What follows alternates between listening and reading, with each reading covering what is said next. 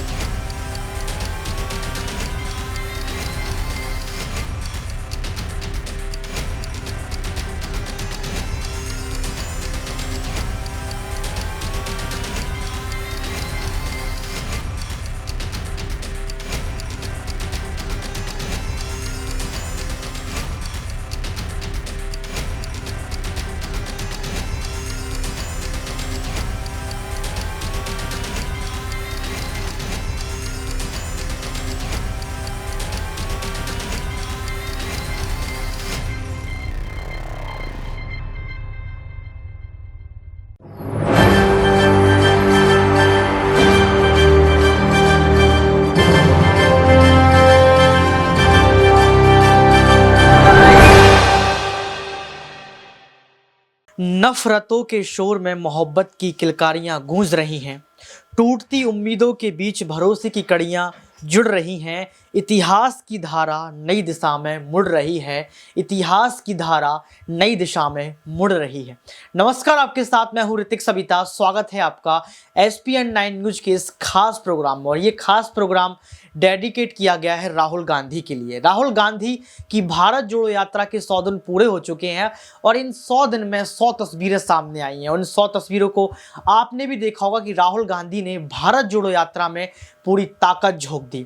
2800 kilometre की यात्रा राहुल गांधी ने पूरी की है और लगातार चल रहे हैं, लगातार दौड़ रहे हैं। वो तस्वीरें आपको याद होगी, कहीं बच्चों को खिला रहे हैं, तो कहीं वृद्ध महिला के गले लग रहे हैं, तो कहीं फुटबॉल खेल रहे हैं, तो कहीं आंधी तूफान पानी बारिश में भीग रहे हैं, तो कहीं बैलगाड़ी चला रहे हैं, तो कहीं कुएं से पानी भर रहे हैं, तो कहीं डांस करते हुए नजर आते हैं, तो कहीं राहुल गांधी दौड़ते हुए नजर आते हैं, तो कहीं राहुल गांधी बुलेट चलाते हुए नजर आते हैं। राहुल गांधी ने एक ऐसी तस्वीर पेश कर दी है कि पप्पू कहने वाले के मुंह पर दाग लग गया है। पप्पू कहने वाले आज शर्मिंदगी महसूस कर रहे हैं। पप्पू कहने वाले कह रहे हैं कि हमारी तो तौंद निकल आई है। राहुल गांधी ने 2800 किलोमीटर की यात्रा कैसे कर दी।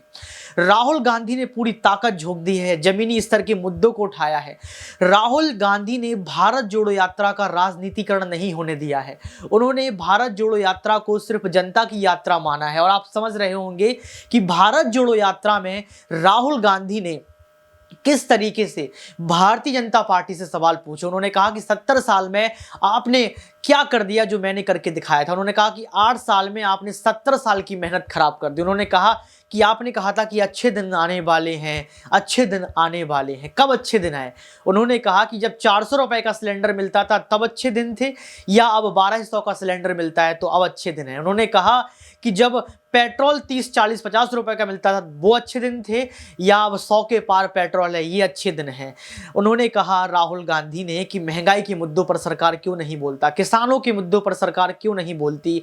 नरेंद्र मोदी से सवाल किए लेकिन भारत जोड़ो यात्रा को राजनीति में तब्दील नहीं होने दिया। लगातार देखा आपने कि अभिनेत्री तमाम लोग उनके साथ जुड़े। आपने देखा कि रघुराम सिंह राजन उनके साथ जुड़े, पूर्व गवर्नर जो रहे हैं, उनके साथ मुलाकात हुई, उनसे बातचीत की। आप ये देखिए तमाम लोग जुड़ते गए और ये यात्रा बेमिसाल होती गई। एक तरफ विपक्ष कहता रहा कि राहुल गांधी की यात्रा में जो लोग जुड़ रहे हैं पैसों से आए लोग हैं। विपक्ष कहता रहा कि राहुल गांधी को भारत जोड़ो यात्रा छोड़ देनी चाहिए, पार्टी जोड़ो यात्रा करनी चाहिए। लेकिन राहुल गांधी ना थके ना रुके। उनकी दाढ़ी बड़ी बड़ी हो गई, उनका वेश बदल गया, भेष बदल गया, दिशा बदल गई, दिशा बदल गई।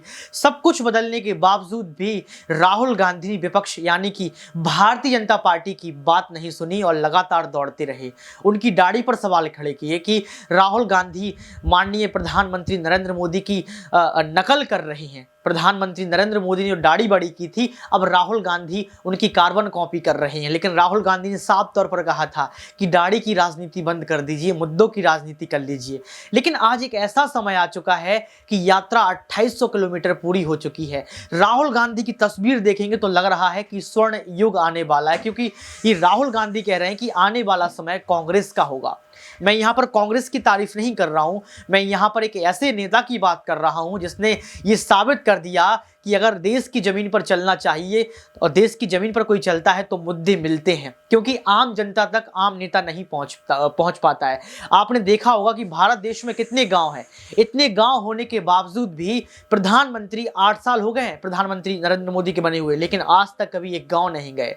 प्रधानमंत्री को अपने इतिहास बनाने में अच्छा लगता है, अपने इतिहास को रचाने में अच्छा लगता है, लेकिन अगर देश के प्रधानमंत्री किसी गांव पहुंचते तो शायद तस्वीर बदल जाती। लेकिन राहुल गांधी ने यह साबित कर दिया कि हम पक्ष में नहीं हैं, हम सरकार में नहीं हैं, लेकिन हम जनता की आवाज उठा सकते हैं। और इस आवाज को उठाने के लिए राहुल गांधी लगातार मेहनत करते हुए नजर आ रहे हैं। उन्होंने ये साबित कर दिया है कि बड़ा सा बड़ा नेता एसी गाड़ी से बाहर निकल सकता है, बड़ी बड़ी मंचों से बाहर निकल सकता है और इस मंच से बाहर निकलकर आम जनता तक पहुंच सकता है। पहले आप इस राहुल गांधी की वीडियो को सुनिए, जिस वीडियो में राहुल गांधी अपनी भारत जोड़ो यात्रा का जिक्र कर रहे हैं। जो हमारी भारत जोड़ो यात्रा है, इसको हमने कन्याकुमारी में शुरू किया। इसके बाद केरला, कर्नाटक, तेलंगाना, आंध्रा, महाराष्ट्र, मध्य प्रदेश और अब राजस्थान से ये निकली है। और ये श्रीनगर में जाकर जो हमारा तिरंगा है, इसको हम श्रीनगर में जाकर लहराएंगे। 3,800 किलोमीटर की बीच की दूरी है। शुरू किया था तो हम सबको लगा था कि ये काफी मुश्किल सफर होगा, आसान नहीं होगा। 3,700 किलोमीटर चलना आसान नहीं होता है। पहले धूप थी, बारिश हुई, आंधी आई, अब थोड़ी ठंड हो रही है। मगर अजीब बात यह है कि यह सफर मुश्किल नहीं है, काफी आसान है। आप हमारे यात्रियों से पूछिए, जो भी इस यात्रा में चल रहा है, 25-26 किलोमीटर हम चलते हैं, 7-8 घंटे चलते हैं, मगर थकान किसी को नहीं होती। और शुरुआत से मैं सोच रहा हूं ये इसका कारण क्या है। आमतौर से 5-10 किलोमीटर चलते हैं, थकान हो जाती है, मगर इसमें हम 25-26 चल रहे हैं और थकान नहीं हो रही है। इसका कारण है कि आप लोगों ने, हिंदुस्तान की जनता ने इस यात्रा को अपना प्यार, अपना समर्थन और अपनी पूरी शक्ति दे दी है। और आपने हमारी मदद की है, हमारा काम आसान बनाया है। तो इसके लिए भी मैं आप सबको दिल से धन्यवाद करना चाहता हूं। यात्रा का लक्ष्य मैं आपको बताना चाहता हूं। हिंदुस्तान एक लोकतांत्रिक देश है। इसमें अलग अलग संस्थाएं लोकतंत्र की रक्षा करती हैं।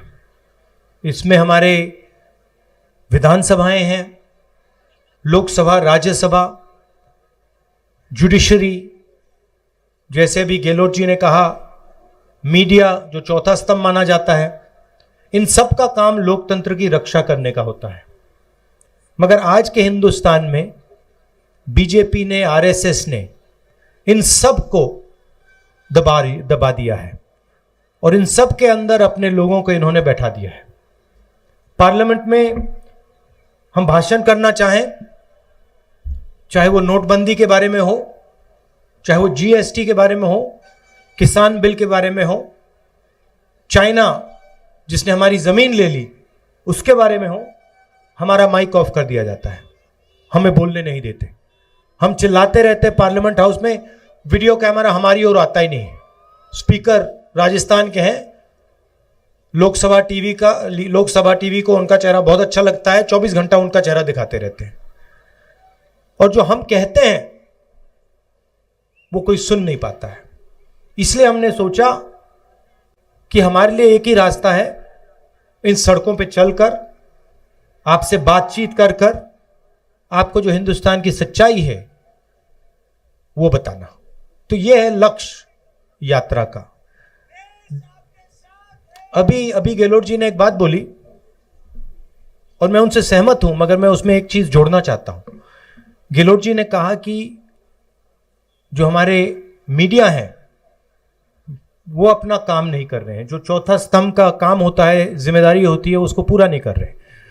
वो सही बोल रहे हैं, मगर यहां जो हमारे मीडिया के मित्र आए हैं, और मैं यहां कहना चाहता हूं, क्योंकि जो लोग भीड़ में हैं, आपको गलतफहमी नहीं होनी चाहिए, ये इनकी गलती नहीं है। ये अपना काम करने की कोशिश करते हैं, ये रिपोर्टिंग करने की कोशिश करते हैं, मगर इनके जो मालिक हैं, इन्होंने इनके पीछे एक लगाम सी बांध रखी है, तो ये अपना काम पूरा नहीं कर सकते हैं। तो गलती इनकी नहीं है, जरूर ये थोड़ा और कर सकते हैं और करना चाहिए, मगर इनका कंट्रोलर, इनका रिमोट कंट्रोल, जैसे टीवी का रिमोट कंट्रोल होता है, वो इनके, देखिए मुस्कुरा रहे हैं ये, वो इनके हाथ में नहीं है, वो इनके जो मालिक हैं उनके हाथ में है। और सरकार में जो आपका दिल्ली में राज करते हैं उनके हाथ में है। तो ये मैं अशोक गहलोत जी की बात को थोड़ा बढ़ावा देना चाहता था। हिंदुस्तान के सामने 2-3 बड़े मुद्दे हैं। सबसे बड़ा मुद्दा बेरोजगारी का और महंगाई का। जो रोजगार देने का सिस्टम है, वो जो स्मॉल और मीडियम बिजनेस चलाते हैं, जो छोटे व्यापारी होते हैं, वो लोग देते हैं रोजगार। जो अरबपति होते हैं, 3-4 अरबपति हैं हिंदुस्तान में, वो रोजगार नहीं देते। और जब नरेंद्र मोदी जी ने नोटबंदी की और जीएसटी, गलत जीएसटी लागू की, तो जो छोटे व्यापारी हैं, जो स्मॉल और मीडियम बिजनेस चलाते हैं, जो देश को रोजगार देते हैं, उनकी रीढ़ की हड्डी टूट गई। और सच्चाई आज ये है कि देश अगर चाहे भी अपने युवाओं को रोजगार नहीं दे सकता।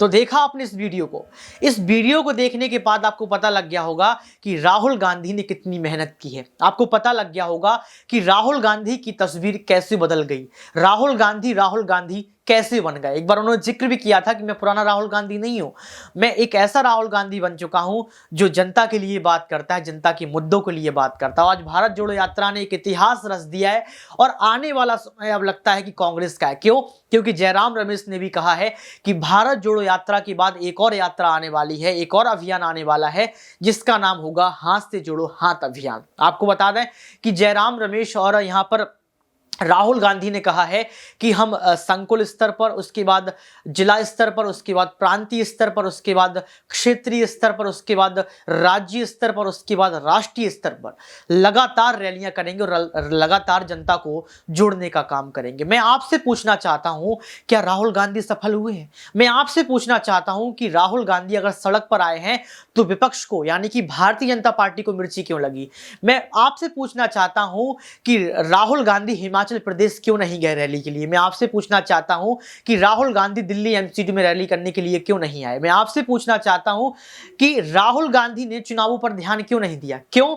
क्योंकि इसका जवाब सिर्फ एक ही है कि राहुल गांधी भारत की जनता से बात करना चाहते थे। और राहुल गांधी के पूरी परिवार ने यही किया। आप 70 साल का इतिहास उठाकर देख लीजिए, इस इतिहास में राहुल गांधी का पूरा परिवार जनता से बातचीत करने में ही खत्म हो गया। लेकिन सरकार ने, यानी कि नरेंद्र मोदी ने राहुल गांधी की सुरक्षा की चिंता नहीं की। राहुल गांधी को कितनी सुरक्षा दी गई आपने देखा होगा। आप उंगलियों पर गिनती कर सकते हैं कि कितने पुलिस वाले जो हैं राहुल गांधी के साथ नजर आए। लेकिन जब प्रधानमंत्री नरेंद्र मोदी अपना काफिला लेकर निकलते हैं तो आपको आगे पीछे चारों तरफ पुलिस वाले दौड़ते हुए दिखाई देते हैं। देखिए, मैं आपको बार बार बता रहा हूं कि विकल्पों की उपलब्धता ही स्वतंत्रता है। और लोकतंत्र तभी निष्पक्ष है जब विपक्ष कायम है। अगर विपक्ष अपनी आवाज उठा रहा है और संसद में विपक्ष की माइक को बंद कर दिया जा रहा है, तो इसका मतलब यह है कि लोकतंत्र की हत्या हो रही है। और लोकतंत्र की हत्या इसलिए हो रही है कि देश में तानाशाही सरकार काम कर रही है। ऐसा मैं नहीं कह रहा हूं, ऐसा राहुल गांधी खुद कहते हैं कि जब हम चीन पर बात करते हैं, जब हम महंगाई पर बात करते हैं, जब हम मुद्दों पर बात करते हैं, तो कहीं ना कहीं नरेंद्र मोदी चुप्पी नहीं तोड़ते हैं। प्रधानमंत्री जी, मैं आपसे रिक्वेस्ट करना चाहता हूं कि भारत जोड़ो यात्रा से आप एक चीज जरूर सीख सकते हैं कि आप अपनी जनता तक जरूर पहुंच सकते हैं। आप भारत देश के हर एक गांव तक पहुंच सकते हैं, आप बैलगाड़ी में बैठ सकते हैं, आप ग्रामीण महिलाओं से बात कर सकते हैं, आप कुएं का पानी पी सकते हैं, आप सब कुछ कर सकते हैं, लेकिन आप कुछ भी नहीं कर रहे हैं, सिर्फ अपना इतिहास लिखने के अलावा। मैं आपसे बार बार कहूंगा और आपसे सवाल करूंगा कि भारत जोड़ो यात्रा आपको कितनी अच्छी लगी प्रधानमंत्री नरेंद्र मोदी। दूसरा सवाल अपने दर्शकों से लेना चाहूंगा कि आप बताइए कि भारत जोड़ो यात्रा से आपने कुछ सीखा, भारत जोड़ो यात्रा से राहुल गांधी सफल हुए हैं या विफल। देखिए, जीतना और हारना ये राजनीति का एक अलग पहलू है। विशुद्ध राजनीति की दास्तान में आज सिर्फ कुर्सी का ही खेल रह गया है और कुर्सी के खेल में तमाम राजनेता जो है पूरी ताकत झोंक देते हैं, लेकिन अगर उस कुर्सी के खेल से बाहर निकलकर कोई राजनेता जमीन पर आता है तो आप समझ सकते हैं कि राजनीति कहीं ना कहीं बची हुई है। और ये राहुल गांधी की तारीफ नहीं है, एक राजनेता की तारीफ है कि आज सच में एक राजनेता विशुद्ध राजनीति की दास्तान को तोड़ सकता है और भारत की जनता के लिए काम कर सकता है। कमेंट बॉक्स में आप जरूर बताएं कि राहुल गांधी की ये 100 दिन, ये 100 बेमिसाल दिन आपको कैसे लगे और राहुल गांधी ने क्या कुछ नया करके दिखा दिया। आज के लिए सिर्फ इतना ही। देखते रहिए SPN9 न्यूज। बहुत शुक्रिया।